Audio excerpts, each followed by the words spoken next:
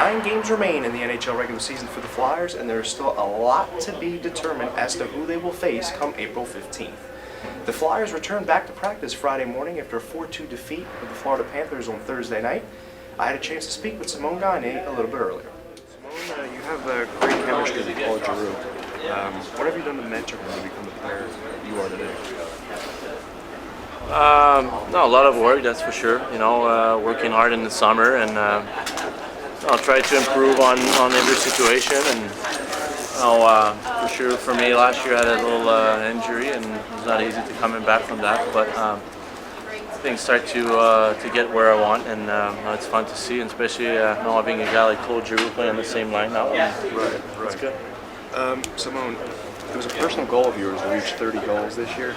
You battled back hard from a concussion. You had the patience, the passion to come back and be the player you are today. What does it mean to reach that goal this year? And do you have any other goals that you? I don't really put goals in front of me when I start the season. I'm not going to lie to you that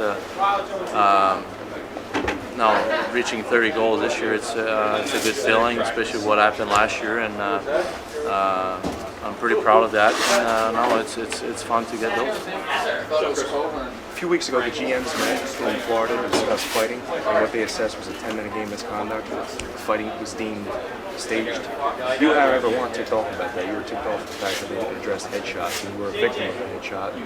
Maybe earlier this year in Montreal, when Alexei Koval had blindsided you when you made the puck. What do you think the NHL should do in terms of policing this?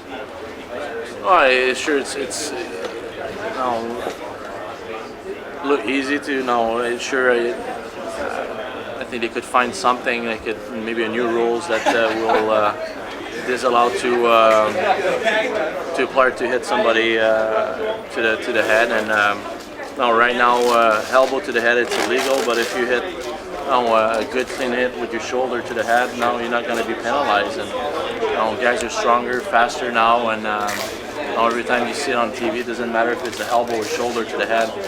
Most of the time, the guy's going to have a concussion from the hit, and now it's a different game now. Guys are stronger, faster, and I don't like to see guys going down when they get hit like that. And hopefully, they will find something, maybe a rule that will take away headshots. And hopefully, the league's going to sit down this summer with the players and try to figure it out. I know it's easy to say it, and it might be hard to call for a referee to see what's going to be good or not on the hit, but I'm positive that the league's going to take a look at it this summer. You guys have 9 games left, 2.5 weeks to go. So far in your career right now, you've been in the league for 11 years. What would you say is your most memorable moment, greatest moment as a Flyer so far? Sure, I have a couple, but maybe the one we'll always going to remember is Game 6 at home against Tampa Bay,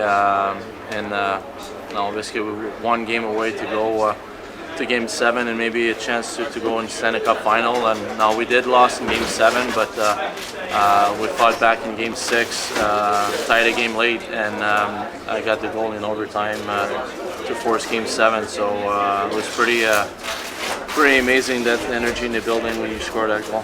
Yeah, it was the loudest I ever heard the building. I was actually in the building. It was great. All right, well, Simone, best of luck the rest of the way this year, and hopefully you might have a greater memory by the end of the season. Sure. Thank you.